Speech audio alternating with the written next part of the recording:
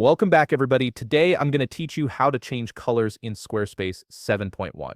This is an essential skill for customizing your website's appearance and ensuring your brand colors are consistent throughout your entire site. Let's dive right in and get your website looking exactly how you want it. First, open your web browser and navigate to squarespace.com.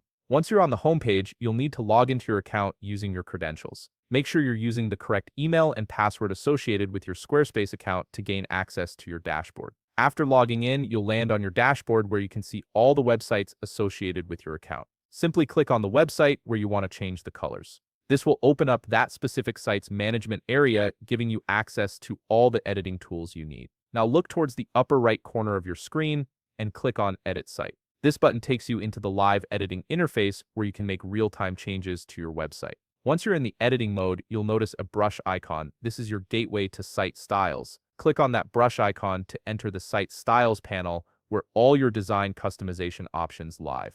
In the Site Styles panel, locate and click on Colors. This section controls all the color schemes used throughout your website, from backgrounds to text and buttons. It's the central hub for managing your site's entire color palette. On the right side of the screen, you'll see different sections labeled with names like AAC Light 1. These labels represent different areas of your website that have specific color settings. If you want to edit a particular section, you need to find it in the Site Styles menu and click on it to open its color options. Once you click on a section, you'll be presented with numerous options to change colors. You can modify the background, text, links, buttons, and much more. Take your time to browse through these options and identify exactly what you need to change. The interface is quite intuitive, so feel free to explore different elements. Let's say you want to change the section background. Simply click on the background color option and select your desired color from the color picker. You can choose from preset colors or enter a specific hex code if you have exact brand colors you're working with.